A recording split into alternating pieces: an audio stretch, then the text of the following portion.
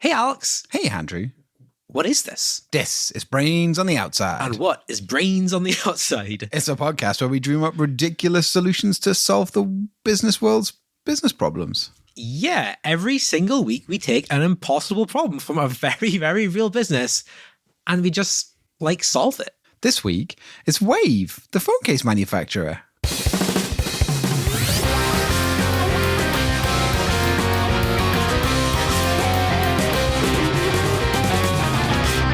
Alex, who are Wave? Wave, they're a local phone case manufacturer, Andrew. They make eco-friendly, biodegradable, protective, plastic-free phone cases and cases for your AirPods and cases for your keys and stuff like that.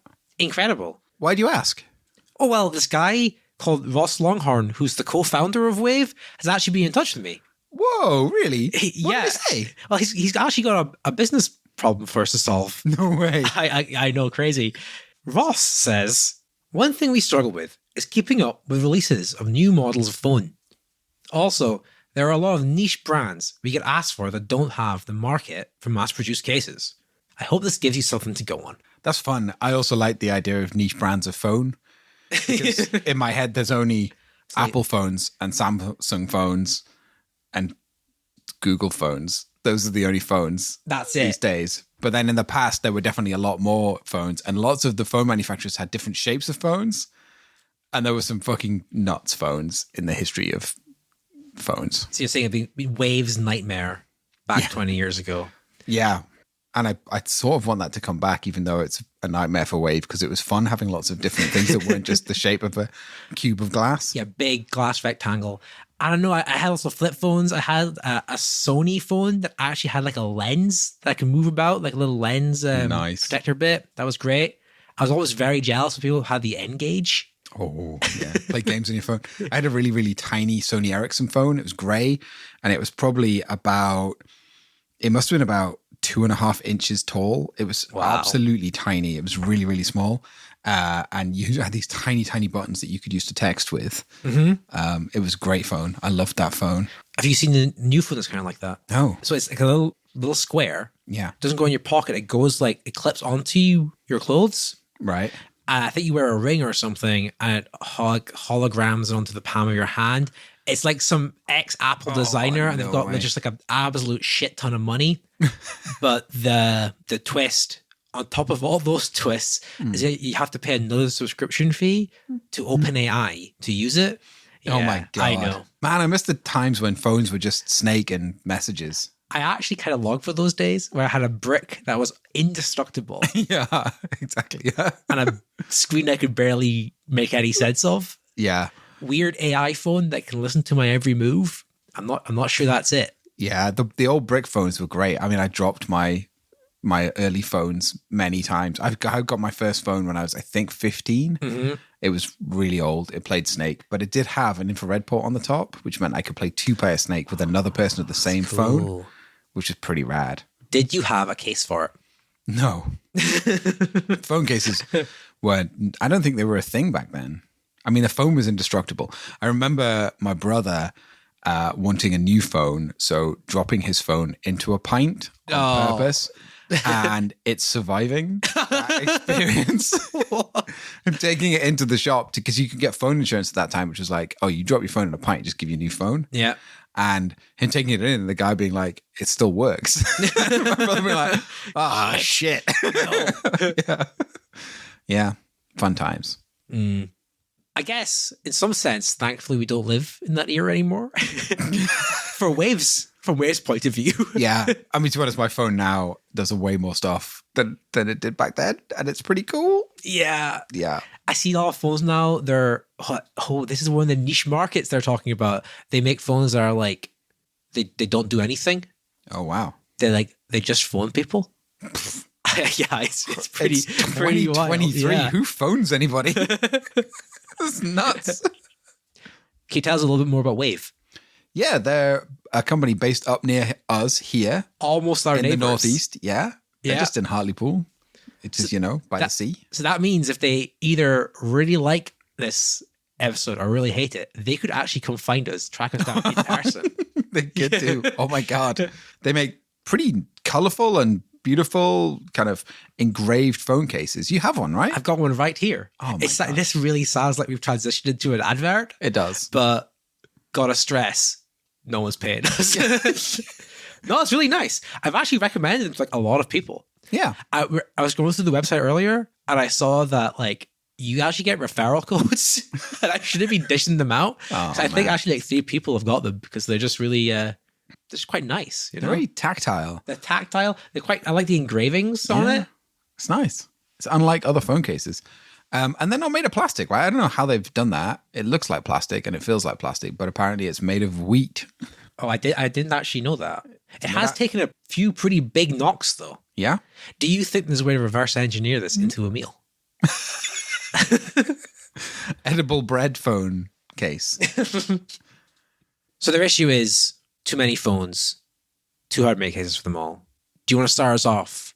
Where's your head at right now? I think there are possibly 2 kind of routes of solution here. Yep. Right? There is make all phones the same. Okay. Or create a case that doesn't matter that the phones are all different sizes. So really lean in, you think, somehow lobby the phone companies, just lean into this. Everything is a glass rectangle. Well, yeah, so the EU have come in and said all phones need to be charged by USB-C, right? Yeah. So Ursula's gone, all phones have to have a USB-C slot. And Apple went, no. And Ursula went, yes. Yes. Yeah. And Apple went, oh, okay, fine. And now actually things are better for everybody because there's only one charging cable, which is pretty amazing. I got the new iPhone. Yeah. And the only noteworthy feature on it, USB-C.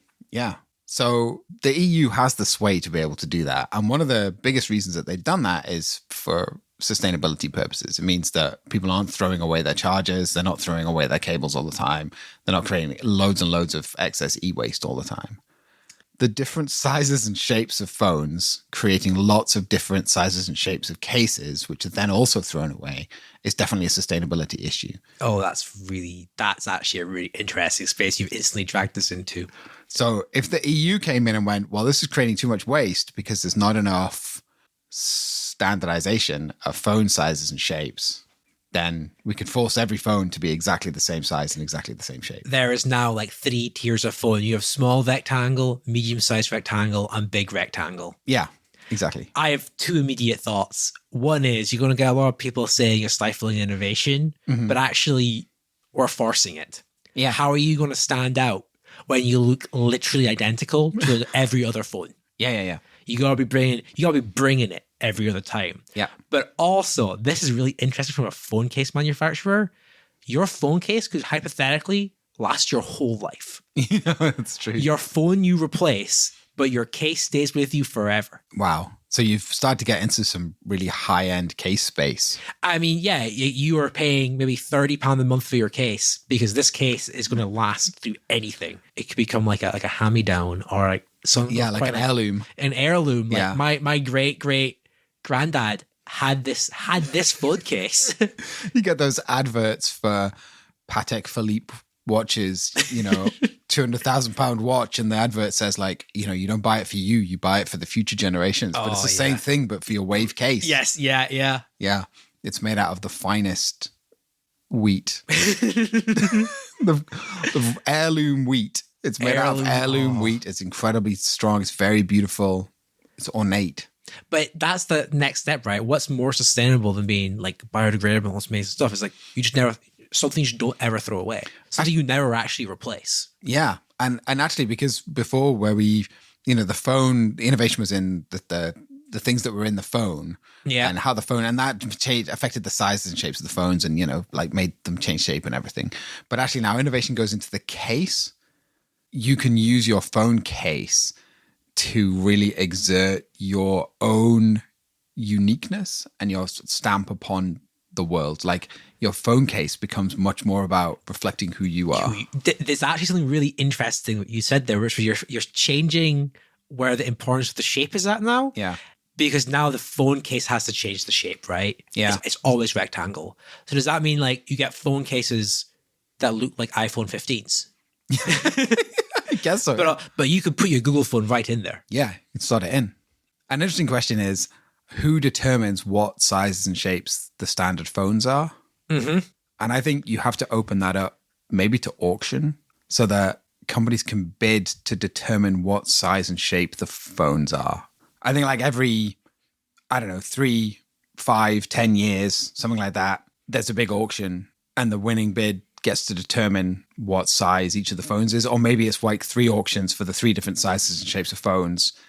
And if Apple wins it, they can be like, oh, if the phone is this size for everybody for the next 3 years. There's actually something, there's a really interesting game there of like, you get to choose the size and you deliberately make it a size and shape that your competitors just don't have the technological capability to reproduce.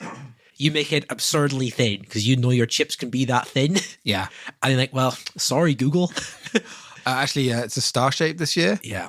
Yeah. Actually, it's perfectly spherical. It's actually a donut shape. Yeah. It's a torus. Yeah. It's actually one of those impossible triangles. It's an Escher An Escher triangle.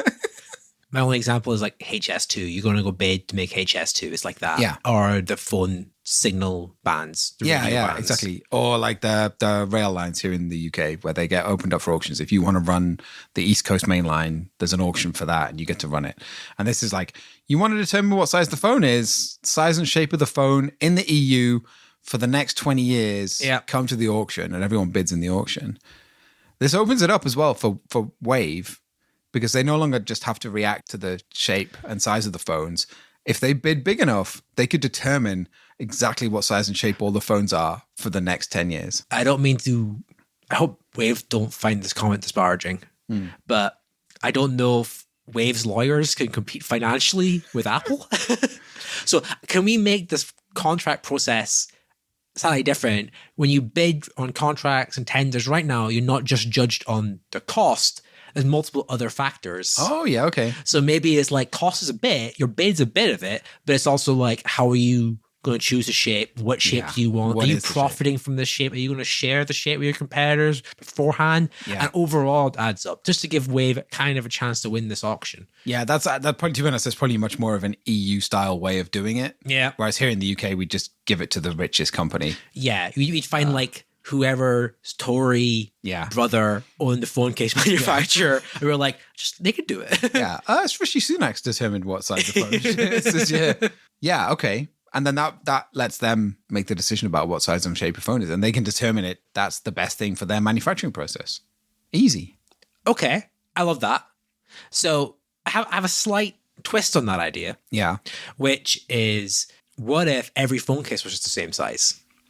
What if there was a singular phone case size, and if your phone was too small for it, you could either maybe magnet it in or fill it full of foam, or there'd be little clippers that come down from the side to hold it in place. Oh. So they made one phone case that was maybe quite large, maybe like a foot by a foot. And then you'd slot your phone in and use super glue or something to keep it in place. Keep it in place. Oh, yeah. Yeah. A foot by a foot. That's a heck of a phone call. Hold that up to the side of your head. That also gives you that additional benefit of having extra cushioning in there. So if you've got a foot by a foot, your phone's only 3 inches by 5 inches or whatever. Yeah. You drop it, there's a good 5 inches worth of bouncy space there to protect it.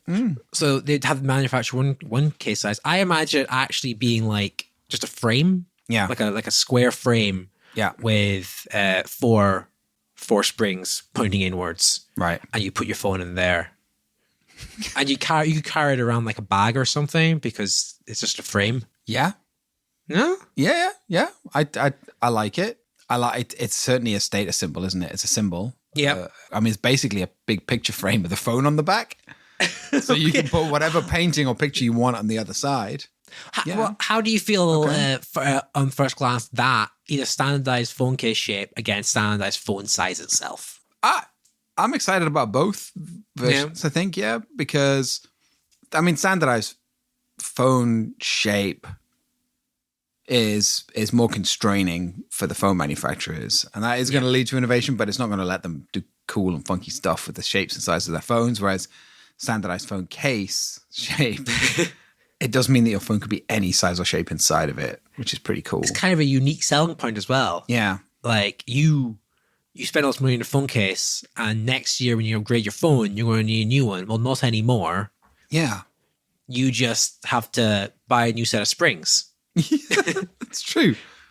Or somehow chisel your phone out from the case you've super glued it into, and then super glue in a new one. What about a case that was just a big ball of jelly that you shoved your phone into? It's just a big ball of like gooey jelly. And it just sits in the middle of it like a blob. You want to make a phone call, you just like reach in and pluck it out and then make the phone call and then stick it back in again. And it's bouncy. It's made out of like rubbery bouncy stuff. So if you drop it, it just bounces. Should we return to this idea after the break? It's the ad break, Andrew. It's the ad break, Alex. I've got a great ad this week. Have you? Yes. I noticed this actually ad about quite a bit. I always find it really bizarre, strange when people don't have their mobile phones on silent. What kind of? I know. It's like you are the person that bites the 4-finger Kit Kat all four fingers at a time. So weird. What is wrong with you? It's such a red flag. I feel it's the 2020s, man. I know. My mom and dad do it, but I'm like, it's okay. You like they spend their whole lives with phones that do make noises, so maybe that's okay. But it's when like the youths do it, I'm like, what is going on here? But this new business is aimed at getting these people back and ready to re-enter normal society. We have to accept that this isn't going to be an immediate overnight process getting them to turn their phones on silent. Yeah. It's going to be a long process. So these people have developed ways to let them feel safe and have a ringtone, but not freak out the rest of us. Okay. So they give a lot of ringtones like flight overhead or conversation in next room.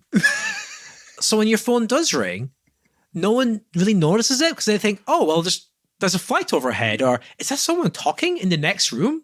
And that gives that person the chance to actually answer their call without everyone realizing that actually their phone was ringing.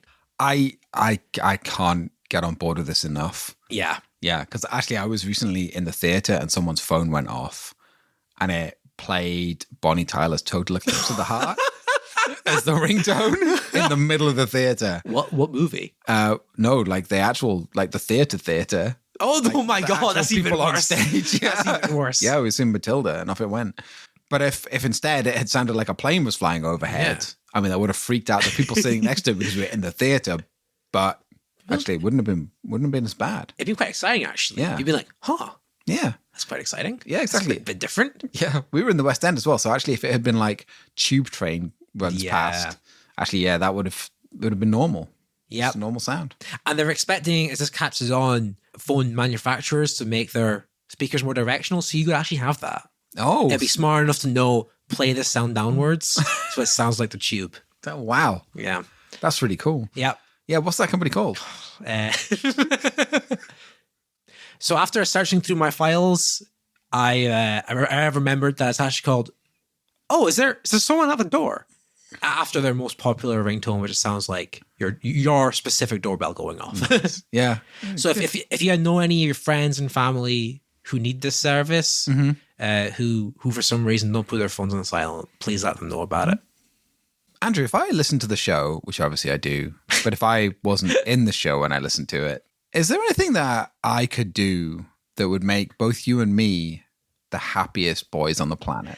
Yes. If you were not a host of the show and you want to make one of the hosts of the show the happiest boys on the planet, I hate that, by the way. What you could do is you could subscribe or rate the show on the podcast app you're using right now, or even better, tell one of your friends, tell them all about the exciting world of Brains on the Outside, Season 2. So you came in pretty hot there, Alex, with your strange jelly slime idea. Yeah. Yep. So you have some slime, you have some jelly, you dunk your phone in there. Yeah. You pray that it's IP67 rated or whatever. Yeah. And you just go about your day. I was just thinking about this during the ad break, though. I can see a minor problem with it, that I don't want to have a big ball of sticky, slimy jelly in my pocket. My first question was going to be, how are you holding this thing?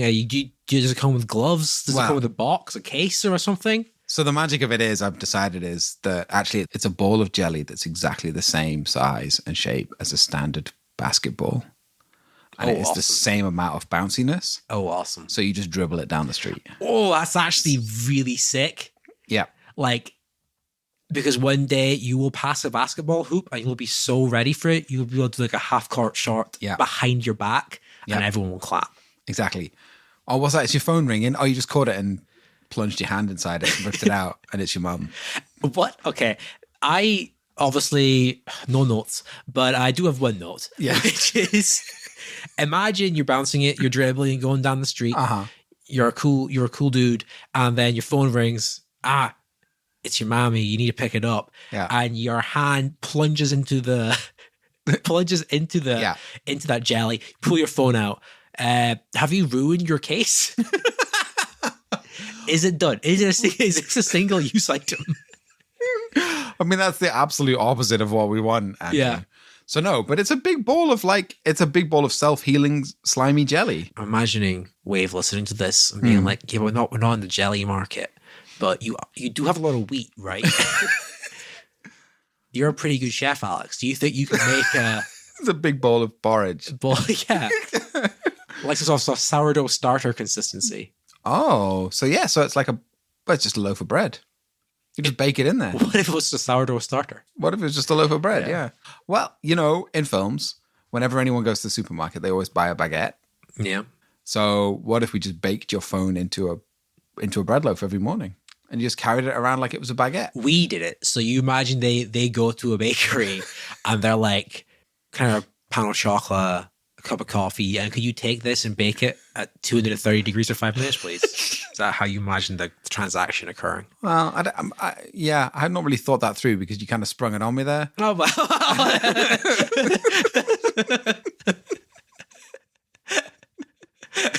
Well, not this is a bread idea. Okay. No, I'm just... Well, it wasn't my idea. You brought it up. Yeah, You asked it for me. I just riffed on it and came up with something.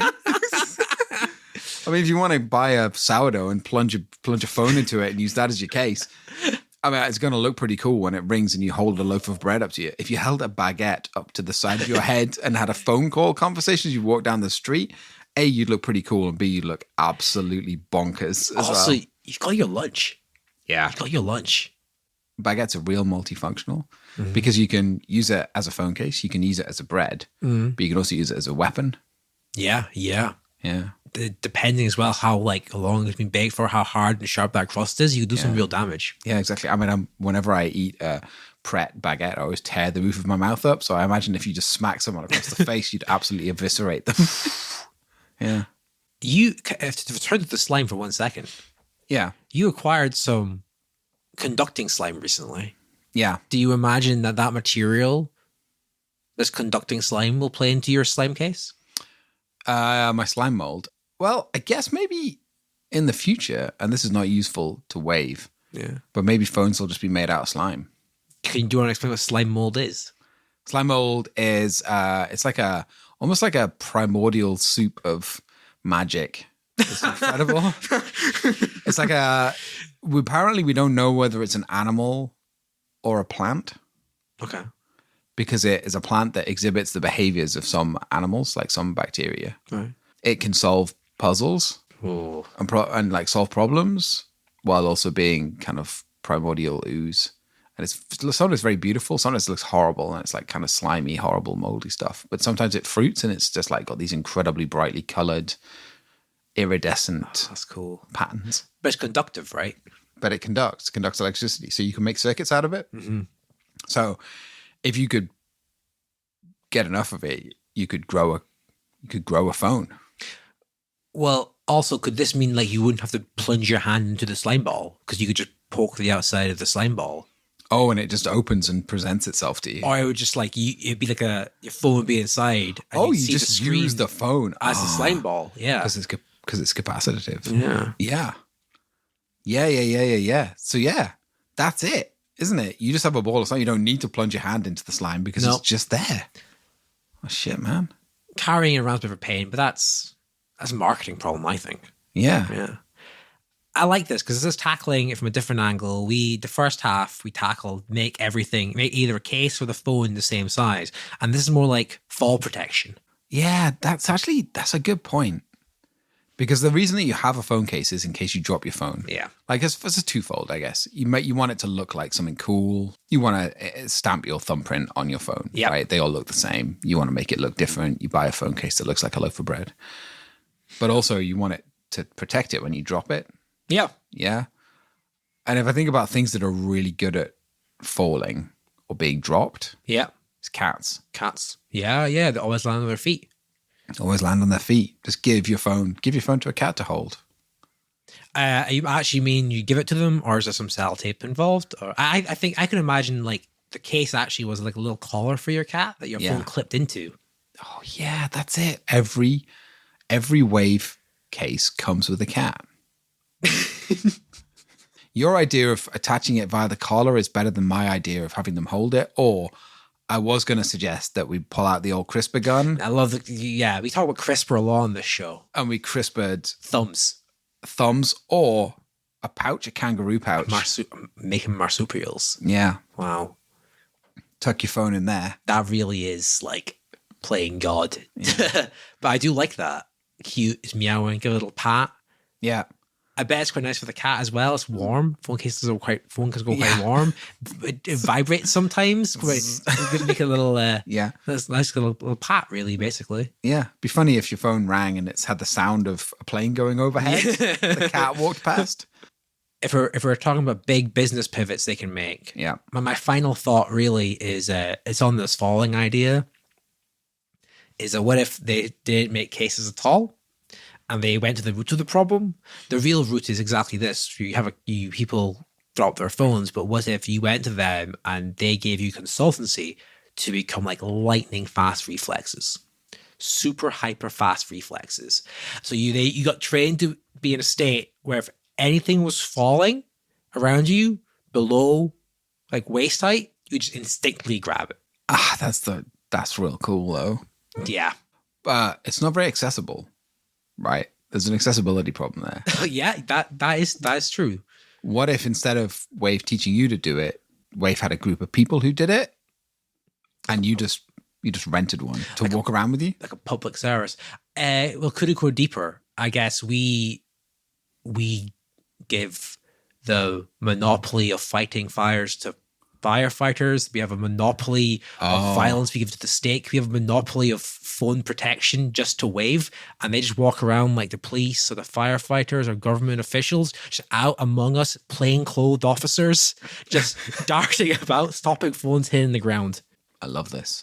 Your taxpayer money goes to making sure your iPhone 9 never ever hits that concrete. I'm super excited about this because it's also going to look really cool. Yeah. And I'm purposefully going to drop my phone quite regularly just so someone swoops in and boink. I imagine like they could be like on high rises like snipers, but not with bullets. They have like little airbags they could fire, and they'd be tracking people who looked really clumsy. Yeah. And as soon as the phone drops, and then little airbag hits the ground, catches your phone. Actually, a little airbag's a real good idea just in general. What if your phone case was just a little puck that went in the back, and if it detected it was falling, it just boom. You went on the Wave website. Yeah. No phone cases. Just a drop-down menu. How heavy is your phone? Yeah. Press button. It's that heavy. And they just send you that big an airbag. And that's it. It's a nightmare if it goes off in your pocket. But I mean, it's going to protect your phone no matter what. You have to. Your life is full of risks, right? Yeah. If you fall over. Yeah, exactly. Yeah. It almost doubles up for that, right? Yeah. You could have it, if you kept it like in the breast pocket of like your shirt, that means you could never face plant again. Yeah. Because the phone, it would save you. Yeah, holy shit. You fall on your face, the thing goes off and you just land back on your feet again. And you continue walking as if nothing ever happened. Oh, super cool. So that's... if that's like the high end option, is there a budget option for that?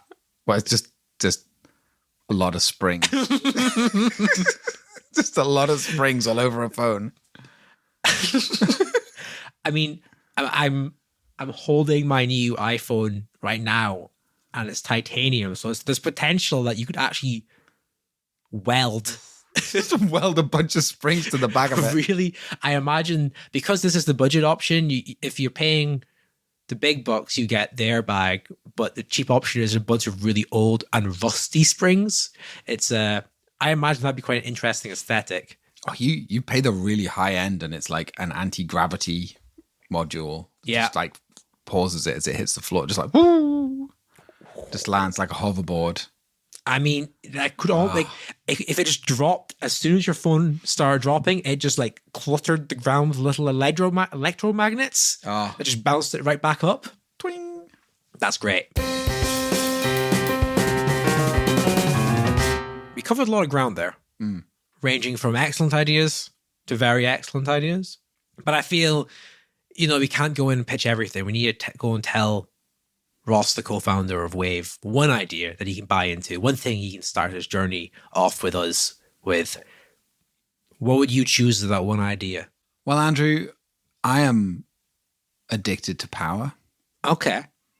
So it has to be getting the EU to standardize all phones. This is such an interesting route to power you've taken. Your improv comedy podcast. Yeah, but that's it. That's what it has to be, is me and Ross knocking on the door of the EU saying, hey, we've got it. We're sick of all this unsustainable phone case nonsense. We want to standardize everything. We want to make the world a better place through standardization, which is the thing that I'd never thought I would say. And everyone listening to this podcast who knows me is going to go, what the fuck? 15 centimeters by 7 centimeters. That's it. Every phone's that now. Yeah. I love it. I think I might go for every case is the same size. Yeah. And then you somehow glue or clip your phone into it. But I think they're compatible, actually. Yeah. Yeah. Because again, it's like you need the long-term vision, right? You need to prove to the EU that people want standardization, that this is an area that people feel strongly about. So you start selling these cases, right? That standardized cases until you build up this body of evidence being like, people are crying out for phone size standardization. And then you go to the EU, and because you have this first mover advantage, this is how it works, I believe. EU have to let you choose the first standardized shape. I believe that's how it works. It's all, this is great. This is great stuff. But I know that if I was stood in front of Ursula von der Leyen and she was like, what size and shape of phone would you like? I'd be like, I want it 1 centimeter by 30 centimeters. And she'd be like, are you sure? And I'm like, yes. Yeah. All phones are 1 centimeter by 30 centimeters now. I also like the idea that you would do that. She'd be like, I don't like the sound of it, but okay then. You've shown me the numbers. As she brings out her like standardized phone case as well. It does work. Okay. Every phone is the shape of an egg. An ostrich egg. Alex, if Ross, the co-founder of Wave, wanted to get back in contact with us to tell us what he thought of our ideas, or if a listener wanted to talk to us for some other reason, how would they do that? How could they help us out? The best way there, Andrew, is to email us on brainsintheoutside@gmail.com. I also realized we forgot to do something very, very important last episode. What's that? We need to thank Rich Endersby Marsh for writing us our amazing new theme music. We really do. Yeah, it's incredible. I'm so proud of having a podcast that has its own theme music as well as its own branding. We gave him so many vague instructions. I just sent him a link to the Scooby-Doo theme song, and yet he managed to spin something out of that. He's absolutely incredible. We'll link through to his various bands that he's part of in the show notes. Do you have one final business idea, Alex? Yeah, actually, tape measure the measures in parsecs. That's actually really good. Keep your brain on the outside. Keep your brain on the outside.